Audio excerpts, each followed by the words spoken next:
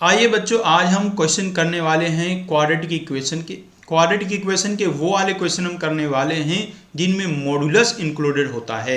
Modulus जिन question में रहेगा quadratic के, वो वाले क्वेश्चन हम करेंगे।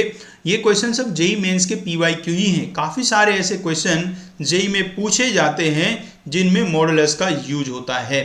इनमें नॉर्मली नंबर ऑफ सॉल्यूशन आपको निकालने होते हैं या तो आपको वैल्यू भी निकालनी होती है। कई बार एक्स का वैल्यू पूछ लेता है, कितने वैल्यू आएंगे, कई बार ये पूछता है और कई बार ये पूछता है कि क्या क्या वैल्यू आएंगे। तो आइए ऐसा एक क्वेश्चन देखते हैं। The number of distinct real roots of the equation mod x plus 1 mod x plus 3 minus 4 times mod x plus 2 plus 5 equals to 0 is. तो बच्चों ऐसे क्वेश्चन करने के दो मेथड हैं, या तो आप इनको ग्राफ बना के सॉल्व कर सकते हैं और या तो थ्योरेटिकली मॉड को ओपन करके सॉल्व कर सकते हैं। अभी फिलहाल ये वाला क्वेश्चन मैं ग्राफ से आपको सॉल्व करके दिखा रहा हूँ, आगे आने वाले क्वेश्चन में आपको दूसरे मेथड से भी सॉल्व कराऊंगा बच्चों। तो यहाँ आपको इसके नंबर ऑफ सॉल्यूशन फाइंड करने हैं। तो इसमें हम क्या करेंगे बच्चों, एक टर्म को लेफ्ट में बचा लेते हैं और बाकी को ले जाते हैं राइट में। तो mod x plus 1 into x plus 3 is equal to 4 into mod x plus 2 minus 5। बच्चों मोड में अलग अलग मल्टीप्लाई हो या एक साथ मल्टीप्लाई हो, मीनिंग सेम ही होता है, इसलिए मैंने दोनों को एक साथ कर दिया है। तो अब सबसे पहले मैं किसका ग्राफ बनाऊंगा, mod x plus 1 into mod x plus 3 का। तो पहले हम किसका ग्राफ बनाएंगे, mod of x plus 1 into x plus 3 का। तो उसके लिए सबसे पहले किसका ग्राफ बना जाएगा, y equals to x plus 1 into x plus 3। बच्चों ये देखिए क्वाड्रेटिक है अपना, क्वाड्रेटिक का ग्राफ पैराबोला बनता है और इसका जो एक्स स्क्वायर कोएफिशिएंट वो पॉजिटिव है, इसका मतलब एक अपवर्ड पैराबोला बनेगा। ये बनेगा एक अपवर्ड पैराबोला, ये बन गया बच्चों अपवर्ड पैराबोला। और इसके रूट्स क्या क्या है, मतलब इसका वैल्यू कहाँ जीरो हो रहा है, इसका वैल्यू जीरो हो रहा है -3 पे और -1 पे।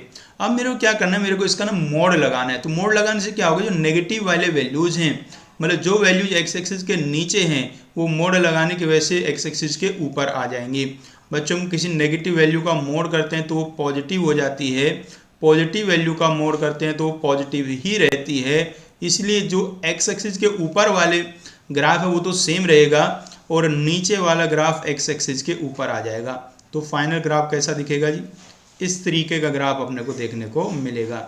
तो ये ग्राफ मेरा बन गया है y equals to mod x plus 1 into x plus 3 का। अब किसका ग्राफ बनाऊंगा, 4 into mod x plus 2 minus 5 का। बिल्कुल बेसिक से मैं आपको ग्राफ बनाने बता रहा हूँ भाई, जिसको बिल्कुल भी ग्राफ बनाना नहीं आता उसको भी समझ में आ जाएगा। इसके लिए पहले किसका ग्राफ बनाऊंगा, y equals to mod x। भाई y equals to mod x का ग्राफ हम जानते हैं v शेप का ग्राफ ये बनता है। पॉजिटिव में y equals to x, negative में y equals to minus x. ये y equals to mod x का ग्राफ है। अब यदि मुझे करना है x में प्लस 2, x में यदि हम कुछ प्लस कर देते हैं तो ग्राफ हमारा लेफ्ट में शिफ्ट हो जाता है। तो ये ग्राफ लेफ्ट में शिफ्ट हो जाएगा। तो ये वाला जो पॉइंट मेरा यहाँ ओरिजिन पे आ रहा था v शेप का कॉर्नर, ये कहाँ पहुँच जाएगा, शिफ्ट होके -2 पे पहुँच जाएगा। तो ग्राफ कुछ ऐसा भी देखने को मिलेगा। उसके बाद और क्या करना था, भी और करना है इसमें -5। तो जब हम कुछ माइनस कर देते हैं फंक्शन से तो ग्राफ किधर जाता है, नीचे शिफ्ट हो जाता है। तो ये ग्राफ थोड़ा नीचे शिफ्ट हो जाएगा, ऐसे थोड़ा नीचे आ जाएगा ये, और यहाँ मेरा रहेगा एक्स एक्सिस। ये वैल्यू -5 पे पहुँच जाएगा, बिल्कुल बीच वाला पॉइंट हमारा -2 होगा। तो ये ग्राफ हमारा, जो 4 से भी मल्टीप्लाई करना था, चलो भाई 4 से भी मल्टीप्लाई करता हूँ। 4 से मल्टीप्लाई करके कुछ खास फर्क नहीं पड़ता है, बस थोड़ा शेप चेंज होता है, शेप चेंज थोड़ा वर्टिकल ये उसकी वजह से बन जाएगा बस। तो ऐसा ये ग्राफ मेरा बन गया। अब दोनों मैंने इंडिविजुअल ग्राफ बना लिए हैं। अब मेरे को क्या करना है, इन दोनों ग्राफ को एक साथ प्लॉट करना है, एक साथ। तो आइए दोनों को एक साथ प्लॉट करते हैं। तो पहले मैं किसका ग्राफ बनाऊंगा, पहले बनाऊंगा mod x plus 1 into x plus 3 का। ग्राफ मैं ऑलरेडी बना ही चुका हूं, बस उनको बस एक साथ ही प्लॉट करना बाकी है। तो ग्राफ कैसे आया था जी, इधर से आया था, यहाँ -3 पे 0 हुआ था, उसके बाद फिर थोड़ा ऊपर गया था, फिर -1 पे 0 हुआ था, और फिर ऐसे इधर बच्चों गया था। दूसरा जो ग्राफ था वो मेरा ये था मोड वाला, -5 तक नीचे पहुंच गया था, -2 पे। ये देखो ये पॉइंट था -3, ये था -1, ये था -2, उसका वैल्यू -5 आया था। अब ये जो मेरे, एक बार मैं इक्वेशन लिख देता हूँ भाई, ये वाला जो पॉइंट मेरा, ये वाला पॉइंट मेरा आया था 3। जो दूसरा मेरा इक्वेशन है वो 5 mod x -2 नहीं +2 -5। ये था। यदि मैं इसमें देखो x को 0 रख देता हूँ तो यहाँ y का वैल्यू कितना आता है, 3 आता है। y का वैल्यू कितना आता है, 3 आता है। इसका मतलब ये वाला जो पॉइंट होगा ये इस वाले कर्व पे भी लाई करेगा, और एक ये वाला पॉइंट था। तो कर्व कैसा बनेगा, इसका ग्राफ यहाँ से चलेगा इसके होते होते यहाँ तक, और ये ऐसे इसको यहाँ टच करके चला जाएगा। सिमिलरली इधर भी ग्राफ बिल्कुल ऐसे ही बनेगा, और यहाँ भी एक पॉइंट पे और इधर इसको ये टच करके चला जाएगा।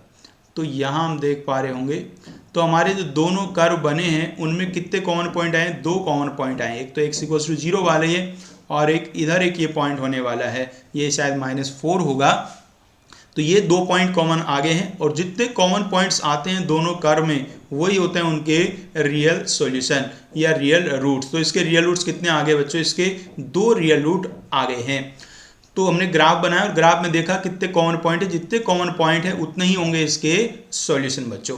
उम्मीद है आपको ये बहुत बढ़िया से समझ में आ गया है। एक सेम टू सेम ऐसे ही क्वेश्चन और जेईई मेंस में पूछा गया था, उसको मैं सॉल्व नहीं कर रहा हूँ, आपको दिखाई दे रहा हूँ। देखो ये वाला क्वेश्चन एग्जैक्टली सेम क्वेश्चन है, इसको आप लोग सॉल्व करिएगा, और सॉल्व हो जाए तो बहुत अच्छी बात है। नहीं सॉल्व और मुझे कुछ मदद चाहिए तो आप मुझे कमेंट करके ज़रूर बताइएगा बच्चों।